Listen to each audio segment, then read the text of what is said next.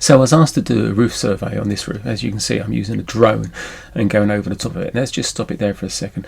It's an asphalt roof, internal outlet on this. So all the water on this is running inwards towards this outlet and this way towards this outlet, which is like crazy. I don't know why they designed things like that. Well, I do.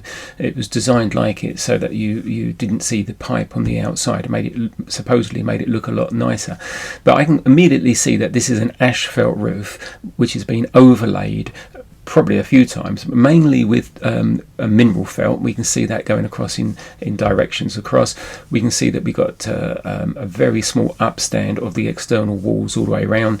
The dividing wall, which we call the party wall between the two, runs down there. A couple of chimney stacks, that's next doors. So this one is possibly shared between the two, although it looks more on next door's border there. This is probably the bathroom housing giving light to the centre of the property, and that's probably into the hall in the centre. Now, the reason I know it's asphalt is because underneath the felt itself, you can see these marks which are rivering. This is deep. This is where the sun's got to the asphalt, melted it, and it slowly moved and is moving towards the falls, which should be down there. These are bubbles coming through the asphalt, and probably sometime they were already there. Some of these might have already been there, and they've gone over the top of it with mineral felt. So the parapet walls themselves have all been capped with the asphalt, as you can see on the video there, which is not a bad thing to do, is to cap them there. But the problem with doing that is that when you cap the parapet walls with the asphalt, the parapet walls are solid because they are walls, where this is a timber construction underneath here, and that will move. So you end up with having cracks over a period of time. You can just see a crack just there around the edges. So it's not the best practice to do, especially with asphalt. Asphalt doesn't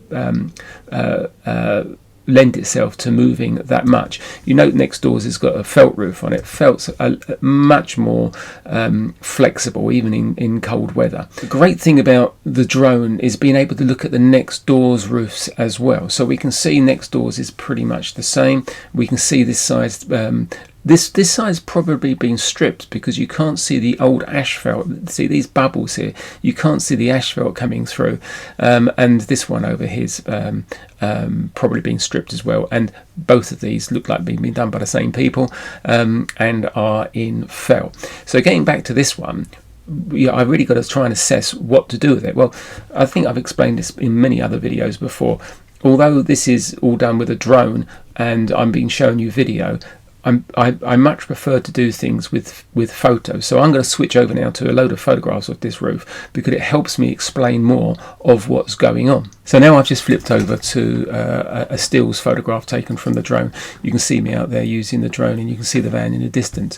And I like to do this with the photographs because I can put the photographs into the report more than videos. Sometimes I'm taking stills photographs from the videos, but it's much better to do it with photographs whilst I'm there. Now, this roof is an old asphalt roof with felt over the top. Its thermal performance is going to be extremely poor, so I can see no options but to replace it. That will mean stripping the whole roof. When the whole roof has been stripped, being that the outlet is there and the lack of falls which run there, new furrings are going to have to be put in to make the water fall to the box gutter in the centre. That'll have to have new furrings to make the water go to the outlet so everything can drain properly. This is going to raise the roof by around about 150 to 200 millimetres.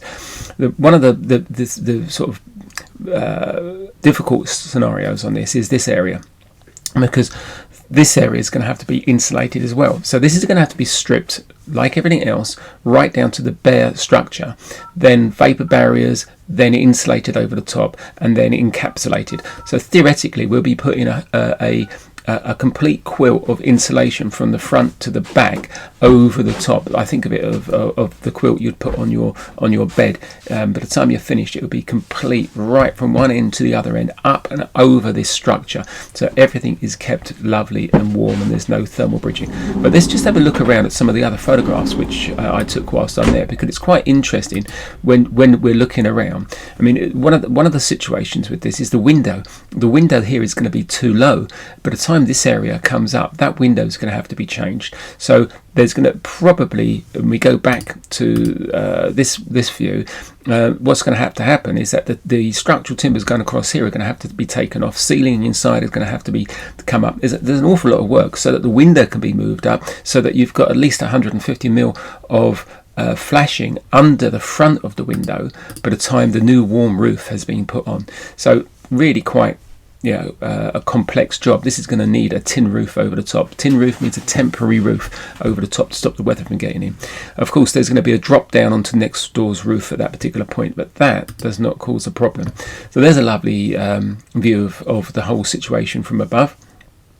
Now, whilst I was there, I looked at other people's roofs, because you can always get a lot of details from other people's roofs, and when doing so you can see everybody's had problems all the way along with water sitting, not getting to the outlet properly, and they've all, again, this is another one which has been changed. But what was really nice to see is that just a little bit further down, this particular roof has had done exactly what I'm suggesting to do. So this has all been done in EPDM rubber, and probably done as a new warm roof. So in a second I'm going to fly the drone over it and have a look at a few different angles around the outside, because the telltale sign, if it is, let's just go and have a look. This one is the EPDM roof. Now, I don't think that actually has been upgraded to the new thermal standard, because if you look at the height here, it's not high enough. This one looks like it may have been. This isn't EPDM, this looks like it is glass fibre. But again, looking at that, even that one hasn't either, even though someone's put a larger soffit board all the way around. So it's quite interesting. No one seems to have taken the opportunity when redoing these two roofs to upgrade to the new thermal element. And of course this particular one, look at this, the falls on this one are acceptable. This water which is on here at the moment, not a problem. Look at the falls on this one, that's totally unacceptable. When they redid that roof, which looks like they've done a lovely job of it, they haven't upgraded it thermally, and they also haven't changed the falls so that it is falling to that outlet. Let's just move on and just see what else we can see here. Yeah, so it's what they've actually done is put this around just to cover probably that concrete at the top there. So let's go back to our original roof and the problems that they have got, because this roof obviously needs to be replaced. They're going to need scaffolding at the front, they're going to need scaffolding at the back, they're going to need a tin roof over the top. The whole thing is going to have to be stripped and replaced with new furrings, and a lot of detailing and work to be done around there. And then this can be brought up to the new building regulations. The roof is going to be higher all the way around, at the front and back, so they're the visual parts. A lot of people ask me, is that to do with planning? Well, theoretically you should talk to planning about it, but they can't really say no, because they want all roofs in the UK to come up to this new standard. So they're going to have to say yes to it being raised by at least 150 millimeters. Hopefully this helps you. If you need any more information, please get back to me.